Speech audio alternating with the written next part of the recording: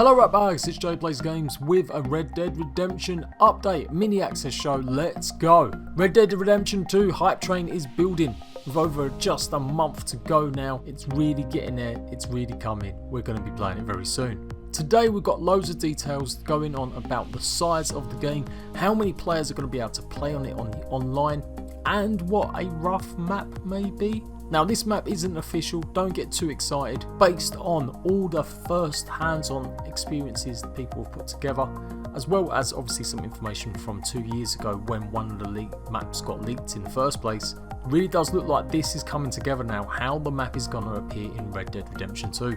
We'll take a quick look at this at the moment, but let's take a look at the actual size of the game and PlayStation 4 exclusives.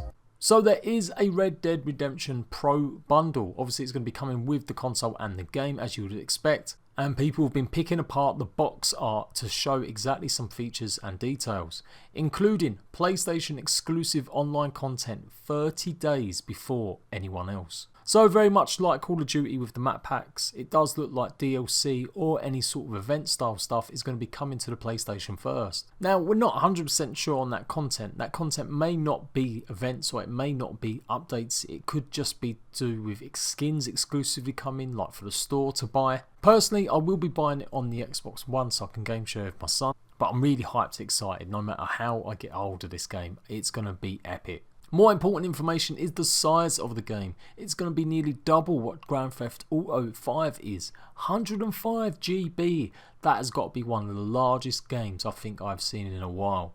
It also details that there's going to be 2 to 32 players available to play on Red Dead Redemption Online, which is in the white print on the box. So slightly more than what's available on Grand Theft Auto, which has 30 I do believe. Now let's take a look at that little map that's just been revealed. This is a Red Dead Redemption Twitter site, which is just a fan made thing where they tweet and talk about Red Dead Redemption. But I reckon it's going to be pretty accurate based on what we've seen.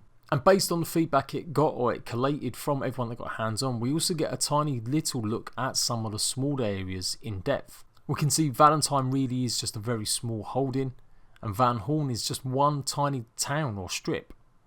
Rhodes is slightly bigger, Strawberry being extremely small, and then Ansburg being what looks to be a port town.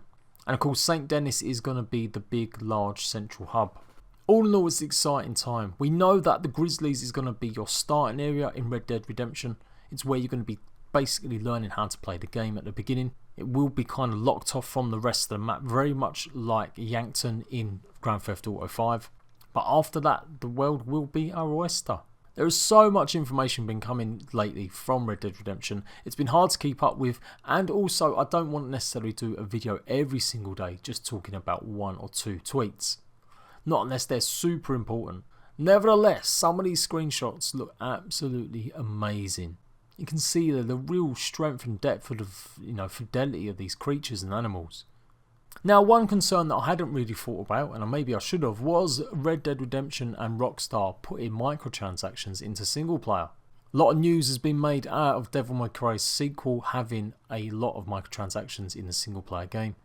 And some people had suggested that maybe Rockstar would be taking that sort of approach. According to the ESRB Ratings, which has put the game at a mature, it will have in-game purchases of course and users interact, but it's mostly going to be just for the online component. Some people are obviously over jumping the gun a bit as well, since Fortnite was announced as going crossplay between Sony and Xbox and all other platforms. Sony are looking into games in the future which they open up to crossplay, but I extremely doubt it will reach this far to games like Red Dead just yet. I wouldn't expect to see any sort of crossplay enabled for a very good long time, and only select games really can achieve it. But if any game can, maybe Red Dead can. Because of the way the online servers are handled by Rockstar, it may be an idea that they may be able to do that in the future. A lot of the hands-on experience and info notes coming out are really stressing the fact that you can interact with every single person in the game. That can be in different variety of ways. It can be threatening, you can have conversation. It really is going to be this interaction that's key to making Red Dead Redemption story quite, unique and different. No longer zooming into someone's head or explaining something to someone for 10 minutes. Conversations will come and go, and people will sidle up to you as you're walking by to give you the information you need. or you may be even invited to sit down and take a pew with your camp and listen to some tales. So crazy times, lots of hype, lots of games coming out. If you want the best information about Red Dead Redemption, Fallout 76, as well as really big independent and early access games, make sure you got notifications turned on. Don't forget to like this video, and I'll see you ratbags for another intel video on Red Dead Redemption very soon. Bye bye.